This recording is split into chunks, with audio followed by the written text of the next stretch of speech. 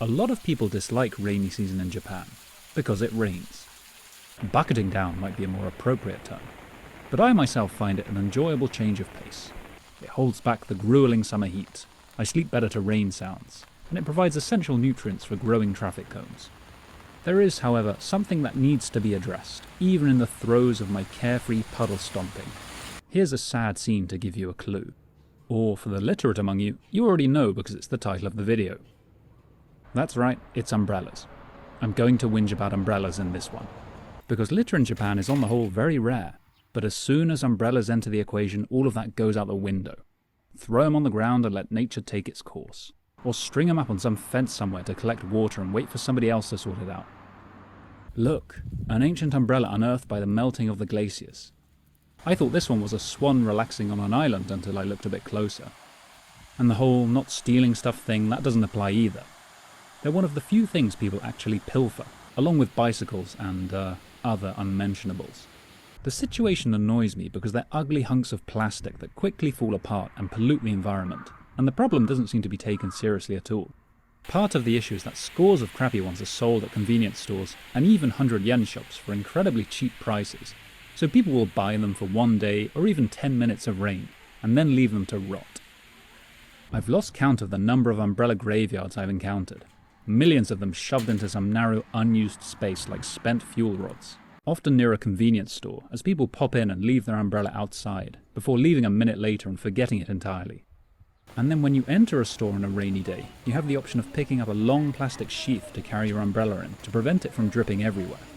You can usually leave your umbrella outside or by the door, but scores of people ignore this and instead opt for the faff of doubling up on plastic waste. I think the reason people do this is not only because umbrellas get stolen, but also because they're useful for fending off old ladies in the aisles. Seriously, some of them do not give a shit. But the sheaths are only useful in a single shop for 5 minutes, 10 minutes, however long it takes to finish your work, before being dumped into the designated bins before you leave. It's absurd because you're expected to pay for plastic shopping bags in this country, but all of this other plastic waste continues to get handed out for free. I took a look at the NHK news stories around this matter, and there were two shocking revelations. The first is that 80 million umbrellas are used annually, and most of them are not recycled, but end up in landfill. This is an industrial revolution mindset, and belongs in the past along with sending 4-year-olds to work up chimneys. The second is that the Tokyo Police Department receives 300,000 umbrellas annually as lost property. According to Yasuma Hayataka, in 20 years not once has he seen somebody come in to retrieve a plastic umbrella. That's how meaningless they are to people. Plastic itself is like an addiction here. One of my frustrations is that you can't always just buy a lunch or a packet of meat at the supermarket as it is. You have to wrap the plastic container in a second plastic bag, because the first plastic container does such a bad job of containing the sauce or the oil or the juices of its contents. And in the past, when I attempted to skirt the system, my backpack ended up with a load of fried chicken oil inside of it. This is vexing. Sometimes the worker at the checkout will put plastic bags on these items for you, or you can do it yourself in the bagging area with these huge dispensers. I dread to think how much plastic waste these create every single day. You see people pulling out reams of them to wrap up all of their beef or chicken just for the journey home. If you're doing a family shop or a weekly shop, that equates to a lot of stuff, and it's a dizzying waste that's totally uncalled for. Why couldn't the manufacturer have gotten it right the first time? Why is it down to the average consumer to make sure their packaging doesn't leak gunk everywhere? Of course, fruit and vegetables are also relentlessly sealed, despite being ideal candidates for no plastic. Bananas especially. And multi-packs of food having every single tiny item individually wrapped is another gripe. According to the BBC, Japan is one of the biggest plastic waste producers. It's plastic love, to quote a popular tune. There's a famous environmental term in Japan called mottainai, aimed at promoting sustainable practices such as reducing waste and recycling. And in many places you can see it in action with how people treat resources or their belongings. But I'm sorry to report that somebody's forgotten to tell the umbrellas about it, because they ain't doing so hot right now. Convenience remains king, even at the environmental cost. Rain or shine, you can't escape them around the city. Many a time I've turned a corner and been confronted with a still life in plastic. They are invariably sad. They are so ubiquitous yet so unloved, and there always seems to be a story lurking behind the bedraggled remains in various stages of decay, evocative of some horrific Mary Poppins accident. The cheap ones are so flimsy that they get torn apart pretty quickly in the wind if you're not careful. so the average usage time for them must be incredibly low. Even if people don't lose them, there's no guarantee they'll reuse them properly. The whole issue is that they're bought and used on a whim, so they get taken home and then left behind on the next rainy day, causing the cycle to continue. So you walk past houses where they've amassed hordes of the damn things, as they're not ready to be discarded, but they're not getting used either. They simply accumulate. It's especially annoying given how easy and cheap it is to buy a non-disposable umbrella, specifically the compact variants that fit into your bag wherever you go. I acknowledge there's a small subclass of people who don't carry a bag anywhere and just face each day with a kind of fearless aplomb. But A, those people are the minority, and B, if you're that brave, then just deal with a bit of rain. I don't know, I never really understood people who are afraid to walk a couple of minutes in the rain. You're literally made of the stuff. Now, it's only right to admit that I myself have bought 4 umbrellas in as many years in Japan. The very first I still have, this little blue guy. He's shit, but I got him for 110 yen, and I keep him by the door if I need some cover while I make a trip through the rain to the local convenience store or plate spinning emporium. Then I got one of those larger, cheap vinyl ones, which I'd intended for general purpose. It was stolen after about a week from my language school. Then I had a trusty grey folding workhorse who served me with the highest distinction for the best part of 3 years, until I got home one day and realised with horror he was nowhere to be seen. Currently I'm on another compact one, this time a flattering navy blue to accentuate my curves. Go gadget umbrella. Ah, fuck.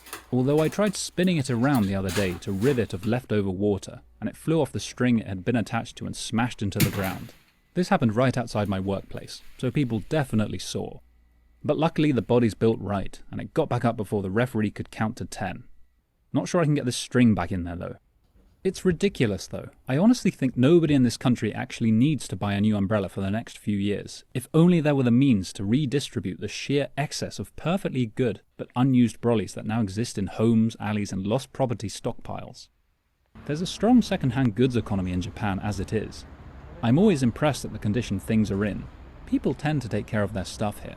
The spirit of mottainai, as some unbearable Twitter thread will make clear, I'm sure. I suppose that's why the umbrellas stand out to me. Somehow they don't qualify for the same care that a Hitman 2 rubber duck receives. There is at least a company by the name of iCasa trying to reduce this problem through the use of rental umbrellas that can be picked up at over 900 locations. But if my calculations are correct, Japan has more than 900 locations, so we're not quite home and dry yet. At least some businesses let you borrow their umbrellas temporarily. Now and then you might see people recycling them for other uses. This one was suspended beneath a swallow nest to catch the droppings, which means all the footage from that security camera is going to have blurry white projectiles of shit whizzing past every so often. And then there was this skeletal victim strung up like an executed criminal outside the city walls to serve as a warning, asking people to please clean up after any feces and urine. God knows how bad it got before they had to put a sign up. Now, all of this is not to say that you can't buy old umbrellas here. You can, but it could really be scaled up to start eating away at the current backlog. I don't know, start sending newborn babies home with them. That'll really incentivize an increase in the birth rate. But life must remain in balance with death, and aside from the risk of floods and landslides, an all too common hazard are the people dual-wielding bicycle handlebars and umbrellas as they ride through the squall. They can barely see from out beneath the canopy, and combining these twin disciplines is not for the faint of heart. I've tried this myself exactly once, and I will never do it again, because I don't want to die. It's a bit like jousting on a horse. You're much better off wearing one of those rainproof ponchos like you get at a theme park before you go on one of the splash rides, even if it does make you look like some sort of plastic bag wizard. It's a shame, as Kyoto's very beautiful in the rain. The trees and the moss become a particularly lush green through the downpours and cloud-filtered light. It's nice to visit a glimmering shrine at night when most people have been driven away by the drizzle. I don't want to see a shitty plastic wraith in the corner screaming silently. Having given this all some thought, I feel like there must be some connection here with my traffic cone video and my plastic bottle video, this strange refusal to stop dumping plastic in the streets when it's so clearly a pointless eyesore that's polluting the environment. What happened to the whole one with nature thing? The umbrella economy is clearly a process that's become set in its ways, and now has too much momentum to quickly pivot to a less wasteful alternative. This wasn't really intended as an eco-rant, but you basically have no other option if you want to talk about umbrellas here. I hope that we can one day live in harmony with these amazing creatures, and not take their flappy plastic lives for granted any longer. Godspeed, you plucky little bumbershoots. Godspeed. Anyway, thanks for watching. Your reward for making it to the end of the video is this amphibious deer I saw in the Camel River. Thank you, good night.